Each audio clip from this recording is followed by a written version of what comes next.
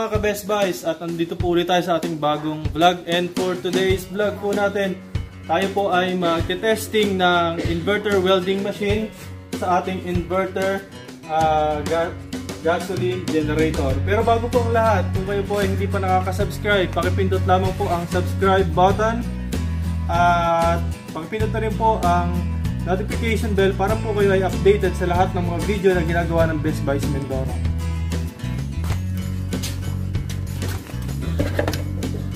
So ito po ang Inco 220 amperes inverter welding machine. Ito naman po ang ating silent type na Extreme 3800. Ito naman po yung version niya na 4000 watts din na inverter, pero hindi po siya silent type, siya ay open type na inverter na rin po, gasoline generator.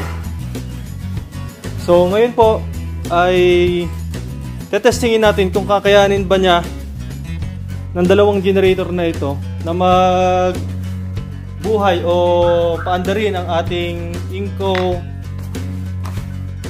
200 amperes welding machine.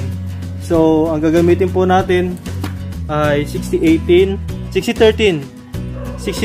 na welding rod.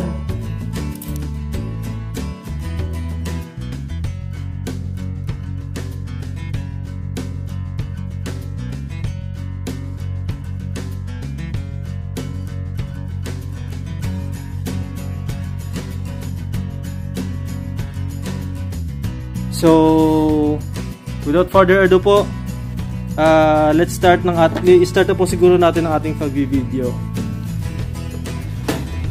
So, unahin po muna natin, siyempre yung pinaka-plug niya. And then, saksak na natin itong inverter welding machine para ma-ready natin.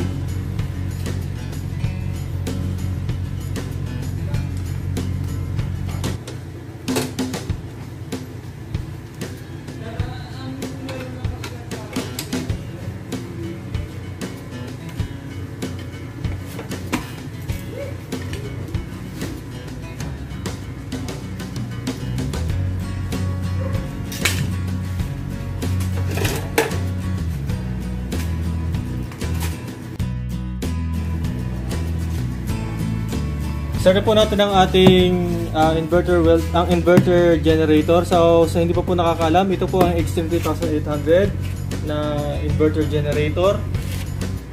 Ito po ay silent type na. So ang fuel consumption nito is 0.6 lang kapag naka-eco mode. Pero kapag naka-off po yung kanyang eco mode, siya ay nasa 0.8 at depende po yun sa load na ginagamit niyo sa bahay. So i-start po natin itong ating genset para malaman natin kung siya ay gagana. So i-chop muna natin. Pipindot na natin start. And then gagana. Yan. Yan. And since ito po ay welding machine at kailangan ng malaking amperes, i-off po natin ang eco switch. So ito po yung on ng eco switch, ito naman po yung off para mas mataas yung kanyang RPM.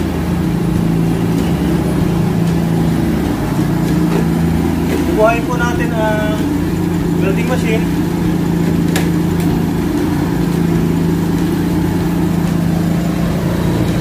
Isiset muna natin siya sa mababang amperahe kasi hindi natin pwedeng biglain.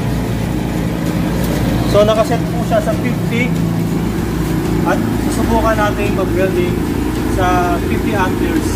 Mamaya po titest natin yung pinakamataas na pwede niyang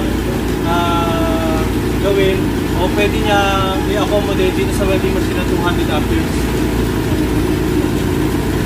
Bago po lahat, ito po ay short na video lang, hindi po ako nagsuot ng mga PPE. So ito po is for testing purposes lang.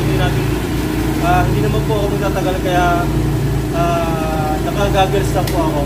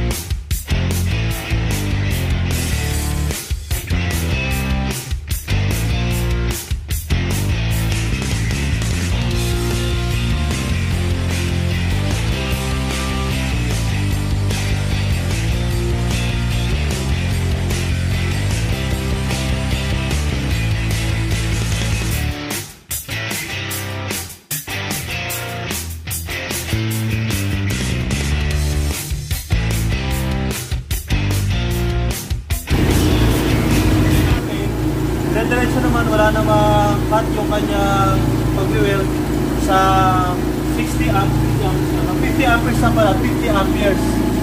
Ayan po. So kung nakita nyo, dire-diretso naman yung kanyang pag-weld. Susubukan naman po natin yung 100 amperes kung kakayanin pa rin niya.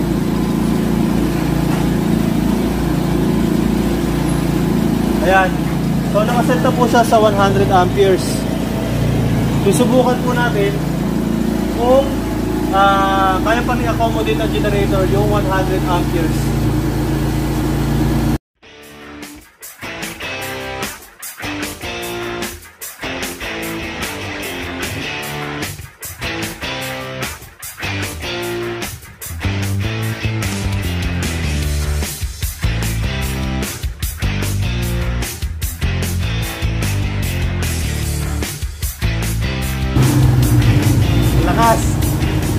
So, silipin po natin yung yung ginawa ng 100 amperes versus 60 amperes. So, ito po ang 100 amperes. Tapos, ito naman yung sa 60 amperes. Ito po kasi, kaya medyo may 50 lang to. Medyo, medyo may pagitan. Kasi sinisilip ko sa bandang ito yung yung current na voltage ng ating generator. Kaya may patlang na ganyan. Pero so far, kayang-kaya naman niya. Actually, ang ganda ng pagkakatunaw niya dito sa 100 banda. Ayun, no? Talagang maganda.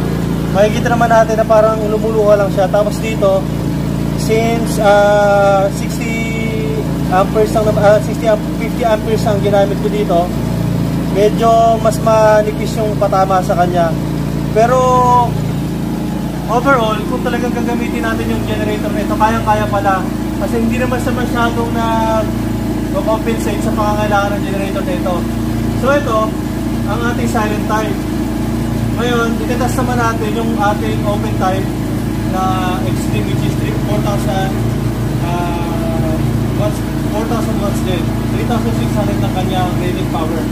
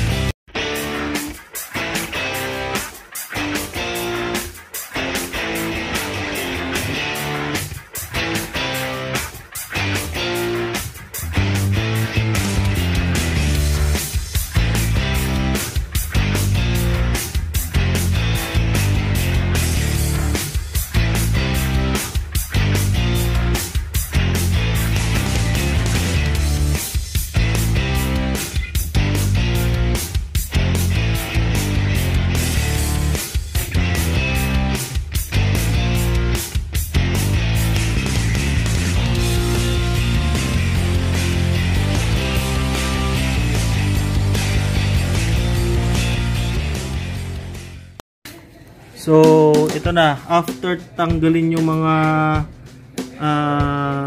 slug niya, ito yung 100 amperes na talagang tinutukan ko. So, pinaluha talaga. Hindi po ako professional na welder. So, ako po ay talagang DIY lang. Marunong lang mag-welding pero hindi ako ganun kagaling. So, ito po uli ang ating 100. Ito naman yung ating 50.